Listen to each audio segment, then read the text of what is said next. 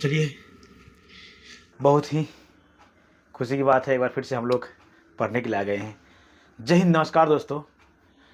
एक बार फिर से आप सभी को आपकी अपनी यूट्यूब चैनल नयन सर जीके वाला 2.0 में स्वागत है।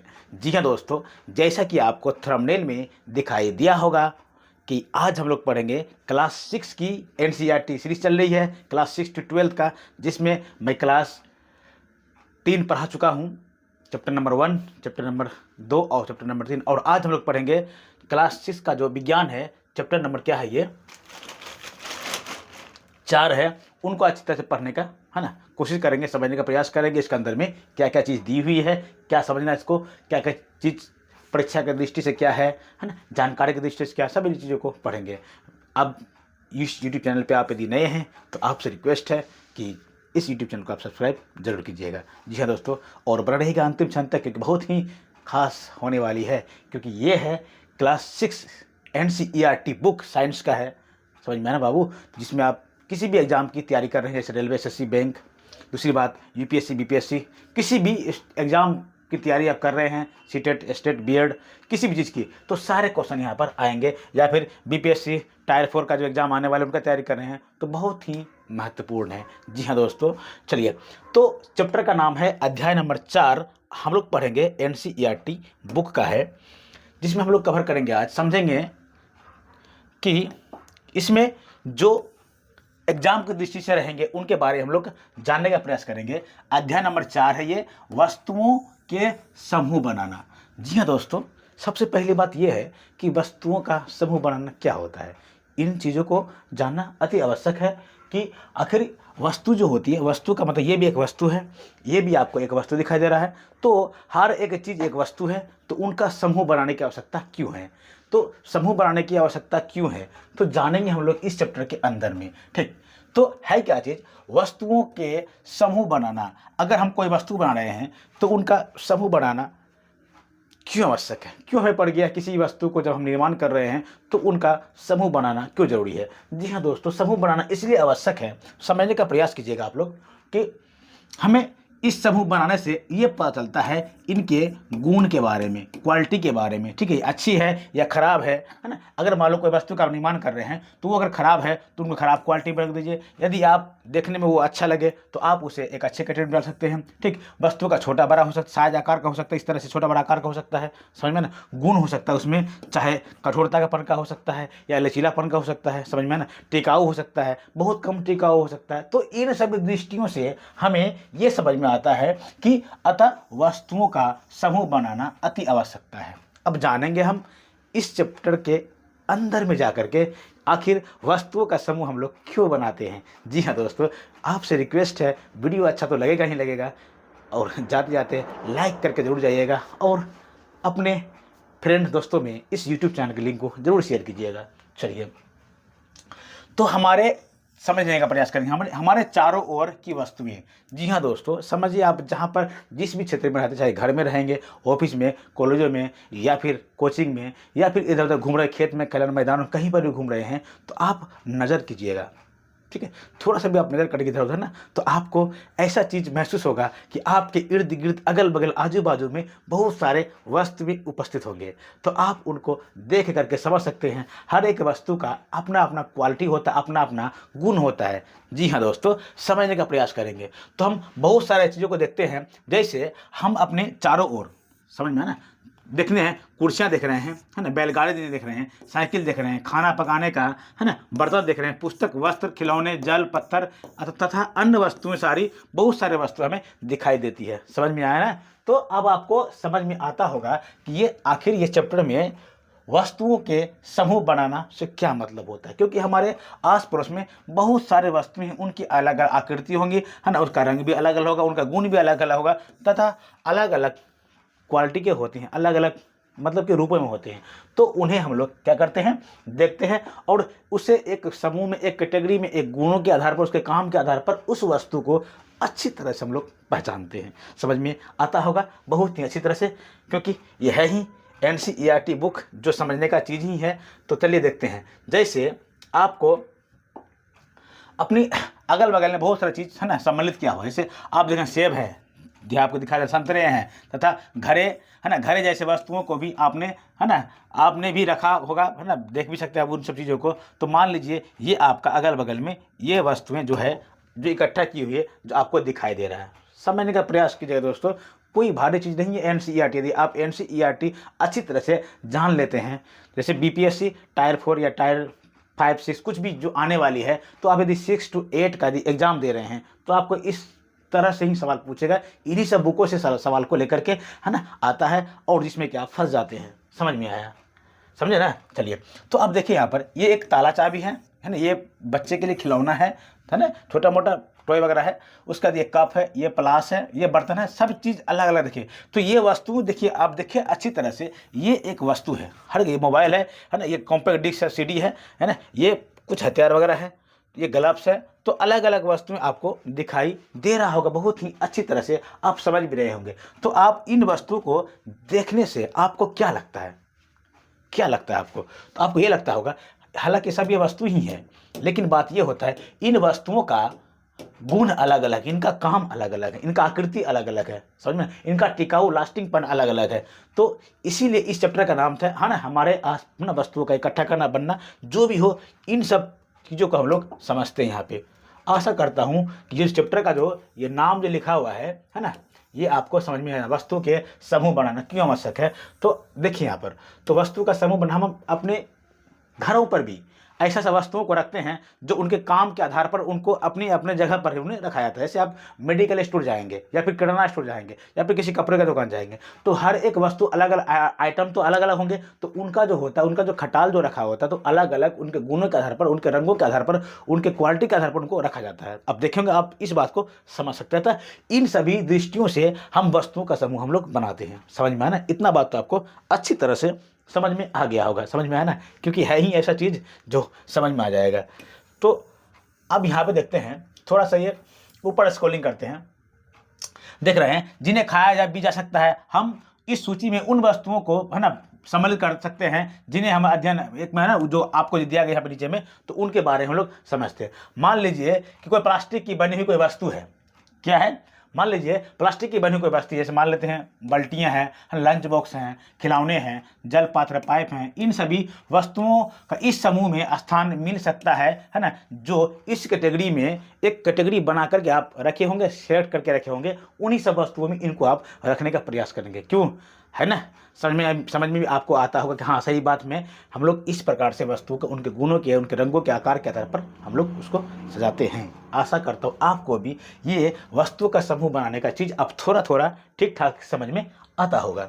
चलिए, तो ये है वस्तुओं का जो समूह बनाया जाता है, तो उनके गुणों को है ना रंग रूप के आधार पर बनाया जाता है। जैसे मान लेते हैं कुछ पदार्थ है, ये पदार्थ, कोई पदार्थ कांच का है, ठीक, धातु है, प्लास्टिक है, लकड़ी है, रुई है, कागज है, पंख है, ठीक, तथा मृदा हो सकते हैं, कुछ भी हो सकता है। तो आप इन वस्तुओं को अपने अपने गुणों के आधार पर, उनके रंगों के आधार पर, उनके कामों के आधार पर हम लोग इकट्ठा करके रखते हैं। समझ में आ रहा है ना? चलिए, क्यों नहीं समझ में आएगा बाबू? क्योंकि है ही इतना कमाल का जो बहुत ही अच्छी तरह से आपको समझ में आता होगा। चलिए, कुछ और वस्तु जैसे बेट है, बल्ला, माचिस के डिब्बी, नमक, आलू, हम वस्तुओं को एक ऐसी सूची में बना सकते हैं जिनके बारे में हम केवल सोच ही सकते हैं। समझ में है ना? उदाहरण के लिए क्या बोलते हैं हम? दीवार, वृक्ष, दरवाजे, ट्रैक्टर, सड़कें, ये अलग अलग प्रकार की वस्तुएं हैं। हम उन वस्तुओं को अलग अलग प्रकार, उनके गुणों के, उनके रंगों के आधार पर, उनकी आकृतियों के आधार पर, उनके लास्टिंगपन का, उनके लचीलेपन के आधार पर हम लोग उनको कैटेगरी वाइज में बांट करके उनको रखते हैं। आशा करता हूँ ये एक श्रेणी है, ठीक। चलिए, तो अब हम क्या करेंगे, थोड़ा सा समझने का प्रयास करेंगे। वैसे कुछ बाकी तो है ना जो आपको समझ में, ऐसा बात नहीं समझ में आपको नहीं आएगा। चलिए देखते हैं यहाँ पर कुछ वस्तु पदार्थ जिनसे चाहिए बनी हुई है। प्लेट, थाली है, तो थाली इस्पात स्टील की बनी होती है, कांच की बनी होती है, प्लास्टिक की बनी होती है, और कोई अन्य पदार्थ मिट्टी की, बहुत सारी चीज़ों का बना हुआ होता है, ठीक। पेन प्लास्टिक का बना होता है, कोई धातु का बना सकता है। तो ये एक पदार्थ है, कोई वस्तु है, उनका ये बनाने का प्रक्रिया किन किन चीज़ों से वो बनता है, तो हम लोग क्या करते हैं, इनके आधार पर ही उनको एक सूची के तौर पर हमको बना करके हम लोग रखते हैं। जैसे मान लेते यहाँ पर लकड़ी है, ठीक, लकड़ी से क्या होगा, कुर्सी होगा, मेज होगा, हल होगा, बैलगाड़ी होगा, और अन्य पहिए, ठीक, कागज से क्या बना, पुस्तकें बनते, नोटबुक, समाचार पत्र, खिलौने बनते हैं, चमड़ा से बेल्ट, बैग, जूते, बहुत सारी चीज़ बनाए, बैग, प्लास्टिक, मतलब अब क्या प्लास्टिक है, प्लास्टिक का क्या बन सकता है, थैला बन सकता है इसका, ठीक, प्लास्टिक का पाइप बन सकता है, इसमें प्लास्टिक का कुर्सी बन सकता है, बहुत सारा चीज़ है जो बन सकता है। रुई से कपड़ा निर्माण होता है। तो ये एक इन पदार्थों से बनी वस्तुओं को आप देख सकते हैं। क्या आप एक बात समझना बाबू, अब यहाँ पे लोहा है, क्या लगा हुआ है, लोहा। क्या लोहा के साथ एक जल है, क्या आप इनको रख सकते हैं? जल भी एक कोई वस्तु ही है ना, तो क्या आप ये लोहा है, अब लोहा के साथ आप जल को रख सकते हैं? नहीं, क्योंकि ये एक वस्तु अलग कैटेगरी, अलग गुणों का है, और ये एक वस्तु अलग गुणों का है। इसीलिए हम वस्तु का क्या करते हैं, एक समूह बना करके उसे रखने का प्रयास करते हैं। आशा करता हूँ आपको ये वस्तुओं का समूह अच्छी तरह से समझ में आ रहा होगा। सही बात है ना। चलिए अब हम ऊपर थोड़ा स्क्रॉलिंग करते हैं, देखते हैं और भी बहुत सारी चीज़ है।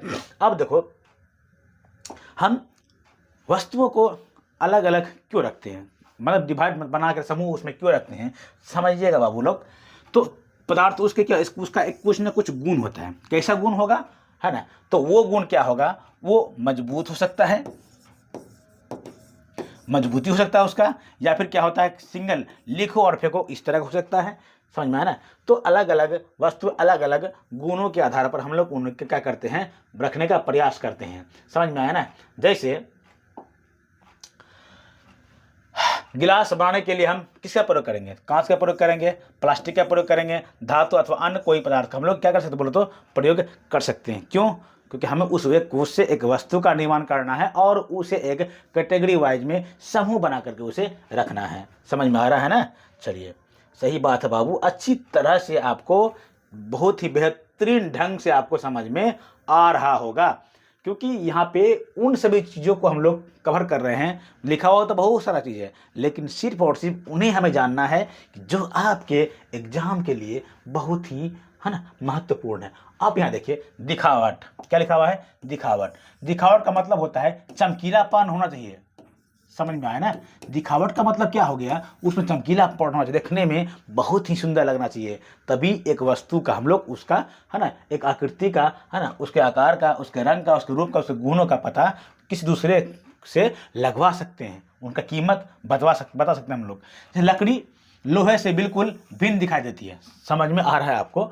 लोहा तांबा अथवा एल्युमिनियम से भिन्न दिखाई पड़ता है, परंतु फिर भी लोहे, तांबे, एल्युमिनियम की कुछ समानताएं हो सकती है जो लकड़ी में नहीं होती है। सही बात है, समझ में आ रहा है ना। तो हम लोग इनके गुणों के आधार पर ही किसी वस्तु का हम लोग कैटेगरी वाइज कर सकते हैं। समझ में आया ना। हाँ, तो यहाँ तक तो आपको अच्छी तरह से समझ में आ रहा होगा। चलिए अब धातुओं के टुकड़ों की, है ना, उनकी धुति देखने के लिए काटना। समझ में देख सकते हैं कि मजबूती कितना है, नहीं है, इसके आधार पर हम लोग उनको बांट सकते हैं, देख सकते हैं। जैसे आप देखो अब क्या है, लकड़ी, एल्युमिनियम, तांबा, लोहा, इन सभी को हम लोग ऊपर देखा तो उसमें क्या था, उसको हम लोग क्या कर सकते हैं, उनके कठोरता के आधार पर। किसके आधार पर?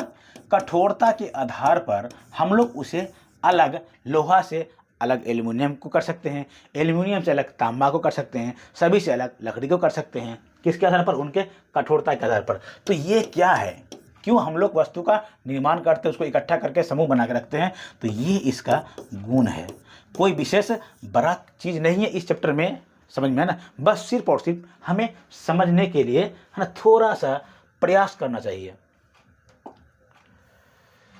चलिए अब देखो, अब वो तो कठोरतापन हो सकता है, जबकि कुछ पदार्थ क्या होता है, कुछ अन्य पदार्थों में, है ना, इमारतें आसानी से नहीं खींचा जा सकता। ठीक, जैसे पदार्थ उन्हें आसानी से संपीड़ित का मतलब होता है इलास्टिसिटी। इलास्टिसिटी का मतलब होता है बाबू, समझना इस चीज़ को, लचीलापन। मतलब कि ये इस तरह रबड़ है, इसको चापे ना, चाप दिए, फिर छोड़ने के बाद फिर ऐसे आ गया, तो इसको बोलते इलास्टिसिटीपन। ये देखो, ये पेन है ना, ये डिजिटल बोर्ड का पेन है ना, इसे ऐसे तोड़ेंगे तो नहीं टूटेगा, क्योंकि इसमें इलास्टिसिटी नहीं है। समझ में आया ना। लचीलापन नहीं होगा, क्योंकि तोड़ेंगे टूट जाएगा, लेकिन बात है कि इसमें लचीलापन नहीं होगा क्योंकि इसमें कठोरतापन ज़्यादा है। समझ में आया ना। वो रही बात एक मोम या स्प्रिंग, ऐसे खींचेंगे ना तो थोड़ा सा लचीलापन हो सकता है। समझ में ना। क्यों? क्योंकि वो क्या बोलो तो वो पदार्थ क्या बोलो तो कोमल पदार्थ है। समझ में आया। तो हम लोग क्या कर सकते हैं, कठोरता के आधार पर वस्तुओं को बांट सकते हैं, कोमलता के आधार पर वस्तुओं को बांट सकते हैं, मजबूतीपन के आधार पर वस्तुओं को बांट सकते हैं, लचीलापन के आधार पर वस्तुओं को बांट सकते हैं, है ना। उसके बाद उनके गुणों के आधार पर कौन कितना टिकेगा, लास्टिंग के आधार पर भी उनको हम लोग बांट सकते हैं। समझ में आया ना। इसीलिए हम वस्तुओं का क्या करते हैं, निर्माण, है ना, उनको अलग अलग जगह पर बांटने का क्या करते हैं, प्रयास करते हैं। अब देखिए उदाहरण के लिए समझना, थोड़ा सा बात समझना है। रुई क्या है, रुई अथवा स्पंज कोमल है जबकि लकड़ी कठोर है। रुई देखें, रुई रुई स्पंज कोमल है बल्कि लकड़ी कठोर होता है। दिखावट में पदार्थों के भिन्नता गुण हो सकते हैं, जैसे कि धुती, कठोरता, रुक्ष है ना, खुरदरा अथवा चिकना होना। क्या आपको इन गुणों के बारे में है ना सोच सकते हैं, जिससे के आधार पर कि आप किसी वस्तु को बांट सकते हैं। आपको अच्छी तरह से समझ में आ गया होगा कि वस्तुओं का गुण क्या होता है, हम लोग किसी वस्तु को अलग अलग भागों में क्यों बांटते हैं। समझ में आया ना, अच्छी तरह से आपको समझ में आ रहा होगा। चलिए अब थोड़ा सा और समझने का प्रयास करते हैं। ठीक, तो ये अब देखो वस्तु को हम लोग और भी बांट सकते हैं। तो एक होता है, समझना इस चीज को, बहुत ऐसा चीज है, एक है विलेय और एक है अविलेय। विलेय का मतलब हो गया विलना ना, घुलना। विलेय का मतलब क्या हो गया है, घुलना। कोई वस्तु क्या होता है, किसी दूसरे वस्तु में क्या होता है बोले तो घुल जाता है। अब देखिए दूध है ना, पानी को आसानी से घुला, मतलब बिल्कुल अच्छी तरह से घुला लेता है, जिसमें पता ही नहीं चलेगा कि ये पानी में दूध है या सिर्फ पानी है। ठीक, समझ में आया ना। उसके बाद अविलेय, अब जैसे तेल, तेल को आप पानी में मिलाइए, तेल प्लस पानी कीजिए तो तेल अलग लगेगा, पानी अलग लगेगा। समझ में आया, क्योंकि तेल पानी में नहीं घुल सकता है और पानी तेल को अपने अंदर में नहीं घुला पाता है। समझ में ना। और यहाँ पर ले लीजिए आप दूध है ना, दूध और प्लस का पानी। समझ में आया ना। तो पानी क्या करता है, दूध को घुला लेता है और दूध क्या करता है, पानी में भी अच्छी तरह से घुल मिल जाता है। समझ में आया ना। तो दोस्ती इस प्रकार से होना चाहिए, एक दूसरे का गुण, एक दूसरे का दोष आपस में मिल जाता है तो बहुत बड़ा है ना बल बन जाता है। समझ में आया ना। तो इन चीज़ों के आधार पर भी हम किसी वस्तु को है ना कैटेगरी वाइज में बांट सकते हैं। तो उस गुण को क्या कहते हैं हम लोग, तो उस गुण को कहते हैं क्या, विलेय और अविलेय कहते हैं। समझ में आया ना। हाँ, अच्छी तरह से आपको समझ में भी आ रहा होगा। चलिए देखिए विलेय और अविलेय क्या होता है। ये इसका कान दिखाई दे रहा है ना, इसे बिल्कुल घुला हुआ, तो ये हो गया अविलेय। क्या बोले इसको, अविलेय। और ये घुल गया है ना, तो इसको क्या बोलेंगे, विलेय। क्या कहें इसको, विलेय कहेंगे। समझ में, यहाँ तो दिख ही नहीं रहा है मिला हुआ है या फिर नहीं है। समझ में आया ना। चलिए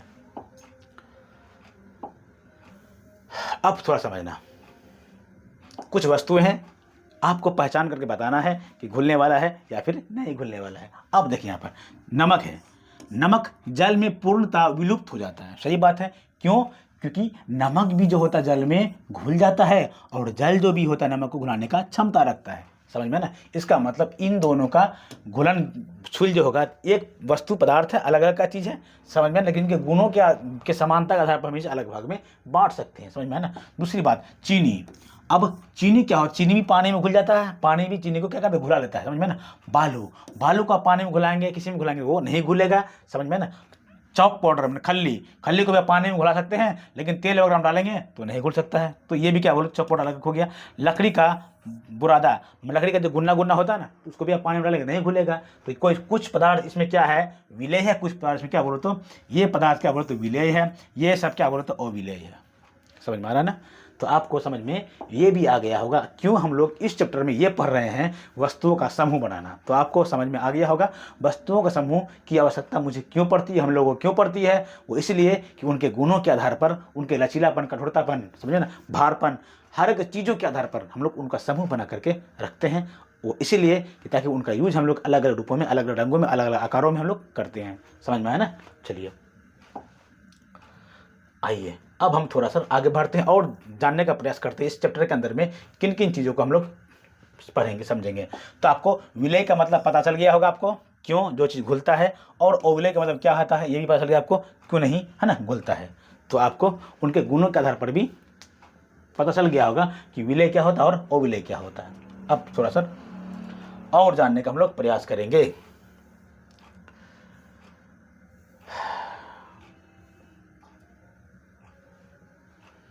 ये सारा उसी वही बात है जो आपको बताया गया है। बस इतना सारा चीज़ लिखने का आपको डरने की कोई आवश्यकता नहीं है। समझ में है ना कि सर ये क्या है, आप सिर्फ स्क्रॉलिंग कर रहे हैं, बता नहीं रहे हैं। तो जितना सारा बात है आपके पास यदि बुक होगा तो आप खोल कर अच्छी तरह से देख सकते हैं, कोई दिक्कत नहीं होगा आपको समझने पढ़ने में। ठीक, अब सिलिका भली भांति, सिलिका जो सिलिका भली भांति मिश्रित होता है किसमें, पानी वगैरह में घुल सकता है। नींबू का रस भी पानी में घुल जाएगा, सरसों का तेल पानी में नहीं घुल सकता है, नारियल तेल पानी में नहीं घुल सकता है, केरोसिन तेल पानी में नहीं घुल सकता, दूध में नहीं घुलेगा। तो हर एक वस्तुओं का इनका अपना अलग अलग, ये द्रव है, द्रव का मतलब होता है पंचचूर पानी जैसा, समझ में आया ना, पनिया जैसा होता है, पंचचूर पानी जैसा होता है, समझ में आया ना। ये है कुछ वस्तु जिनका गुण हम लोगों को पता होना चाहिए कि विलेय है या फिर अविलेय है, समझ में आया ना। चलिए आगे बढ़ते हैं। कुछ खास दिया हुआ नहीं है दोस्तों इस चैप्टर में। अब देखो, वस्तु में जो जल में तैरता है या वस्तु जो जल में डूब जाती है, आपको ये पता होना चाहिए। कुछ वस्तुएं ऐसी होती है जो जल में क्या, किसमें, जल में क्या होगा, ये डूब जाएगा। क्या होगा, जल में डूब जाएगा। कुछ वस्तु ऐसा होगा जो जल में क्या करने लगेगा, बोले तो तैरने लगेगा जल में, समझ में ना। जैसे अगर मान लो ये पानी है, जल है, अब इस जल में यदि आप सूखी लकड़ी डालते हैं, क्या, सूखी लकड़ी, फोम, थर्मोकोल कुछ भी डालेंगे तो ये इसके ऊपर में तैरना शुरू हो जाएगा, समझ में ना। यदि आप लोहा दे रहे हैं तो लोहा का क्या होगा, इस बार नहीं, इतना आकार का नहीं, बल्कि इस लोहा का पेंदी को आप चौड़ा करके एक नाव का शेप मार देंगे तो यही पानी में क्या होगा, तैरने लगेगा, समझ में है ना। और कुछ भार को भी ये मेंटेनेंस करेगा, समझ में है ना। लेकिन वही छोटा सा कील जो होता है वो पानी में जैसे ही आप डालेंगे इस तरह से तो पानी में क्या सरसरा के अंदर आ जाएगा। क्यों, क्योंकि उसका तल में एक भार नहीं लग पा रहा, समझ में है ना। तो बहुत सारा ऐसा वस्तु अगर मानव है उसको पानी में ढकेल देंगे आपको तो वो क्या होगा, वो डूब जाएगा। क्या होगा, वो डूब जाएगा, ठीक। क्या होगा, वो डूब जाएगा, ठीक। अगर तैरने वाला होगा वो तैर करके बाहर निकल जाएगा, और नहीं तैरने वाला होगा तो वो क्या होगा कि वो भी डूब जाएगा, समझ में आ रहा होगा ना। चलिए, तो ये है कुछ वस्तुओं का गुण जो हम लोगों ने अच्छी तरह से जानने का प्रयास कर रहे हैं। अब देखो, कुछ वस्तु ऐसा है, यहाँ पर ये बच्चा देख रहा है, ये अपारदर्शी है, ठीक, ये पारदर्शी है, ये पारभासी, आपको दिखाई दे रहा होगा। कुछ वस्तु इनके आधार पर ही हम लोग वस्तुओं का वर्गीकरण करेंगे, समझ में आया ना। चलिए अब देखो, कुछ वस्तुओं में पारदर्शिता होता है। क्या होता है कुछ वस्तुओं में, पारदर्शिता। पारदर्शिता का मतलब होता है कि आर पार दिखाई देना। आर पार क्या होता है, दिखाई देना, उसको बोलेंगे क्या, पारदर्शिता। कुछ वस्तु ऐसा होता है जो कि होता है पारभासी। क्या होता है, पारभासी। समझना बाबू इस चीज को। पारदर्शी का मतलब हो गया आर पार दिखाई देना, और पारदर्शी का मतलब होता है कि थोड़ा थोड़ा दिखाई देना। क्या दिखाई देना, थोड़ा थोड़ा, है ना, थोड़ा थोड़ा दिखाई देना, समझ में आया ना। जैसे अगर ये पेपर है, ठीक है, ये एक पेपर है आपको, अगर मैं यहाँ पे अगर ऐसा दिखाई एक तरह कर देता हूँ तो कुछ ना कुछ आपको दिखाई दे रहा है, दिखाई दे रहा है आपको ना, तो कुछ ना कुछ आपको ये दिखाई दे रहा है, समझ में, ये मिट रहा है, ठीक। तो इसका मतलब ये हुआ ये पेपर जो है वो क्या है, एक पारभासी है। क्या है, ये पारभासी है, समझ में आया ना। अब देखो, तो पारदर्शिता का मतलब आर पार दिखाई देना एक पारभासी होता है। ये देखो, ये पारदर्शिता हो गया। एक होता है पारभासी, क्या, पारभासी, और एक होता है अपारदर्शी, अपारदर्शी, सॉरी, यहाँ पर आपको अपारदर्शी दिखाई दे रहा होगा। तो कुछ वस्तुएं ऐसी होती है जो प्रकाश को अपने आर पार, है ना, होने के लिए देता है। कुछ वस्तु ऐसे होती है बिल्कुल आर पार होने के लिए प्रकाश को नहीं देता है, और कुछ वस्तु ऐसे होता है थोड़ा थोड़ा प्रकाश को आर पार, है ना, होने के लिए दिखाई देता है। तो जो वस्तुओं पर आर पार प्रकाश दिखाई दे दे तो हम लोग उस वस्तु को कहें क्या, पारदर्शी। जो वस्तु थोड़ा थोड़ा प्रकाश किरण को इस पार से उस पार दिखाए, है ना, पार करने में सक्षम हो तो उसे बोलें क्या, पारभासी। जो बिल्कुल इस पार से उस पार नहीं करने के लिए दे तो वो क्या कहलाता है, अपारदर्शी, समझ में ना। जैसे ये एक पेपर है, ठीक, ये पेपर ना आपको दिखाई दे रहा है, तो आपको अगर इस तरह से रख दिया जाए, इस तरह मेरे सामने, आपके सामने में, तो आपको मेरा शक्ल दिखाई नहीं देगा। इसका मतलब ये हो गया कि ये वाला नोटबुक जो है आपके और मेरे बीच में किसका काम कर, बोलो तो अपारदर्शी का, मतलब नहीं दिखाई देने वाला, प्रकाश को उस पर दिखाई नहीं देने का काम करता है, समझ में है ना। तो आपको ये भी बात समझ में आ गया होगा कि ये पारदर्शिता क्या होता है, पारदर्शी क्या होता है, अपारदर्शी क्या होता है। और एक और है जो आपको बताए कि पारभासी पदार्थ क्या होता है, समझ में है ना। तो पारभासी पदार्थ क्या होता है, जैसे ये तीनों बाबू आपको दिखाई दे रहा होगा, तो ये है अपारदर्शी, अपारदर्शी, ठीक, और ये है पारभासी। क्या है ये, पारभासी। पारभासी मतलब थोड़ा थोड़ा ऊपर ऊपर दिखाई दे रहा है, और ये है पारदर्शी। ये क्या है, ये बाबू लोग समझ रहे, ये है पारदर्शी। क्यों, इससे प्रकाश बिल्कुल नहीं आर पार होने दे रहा है, ये बिल्कुल दे रहा है, ये थोड़ा थोड़ा दे रहा है, आशा करता हूँ आपको भी ये समझ में आता होगा कि हम लोग वस्तुओं को समूह क्यों बनाते हैं, उनके गुणों के आधार पर, उनके काम के आधार पर। समझ में आया ना? तो ये आपको अच्छी तरह से समझ में आ गया होगा। ये है क्लास 6 का NCERT बुक का चैप्टर नंबर 4, जिसमें लिखा हुआ है ना, हम लोग किसी वस्तु को समूह बनाते हैं। जैसे ये देखिए, आपको ये प्लास्टिक का ये कंटर है ना, लोहे का, सॉरी ये कांच का है, तो आपको इसके अंदर जो भी चीज़ रखा आपको दिखाई दे रहा है। तो ये क्या है? ये पारदर्शी है। ये थोड़ा थोड़ा अगर दिखाई दे वो क्या बोलो तो पारभासी है।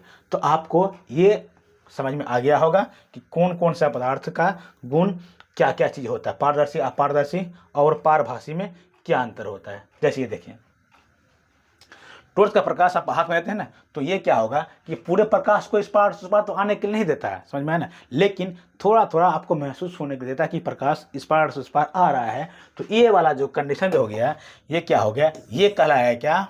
पारभासी।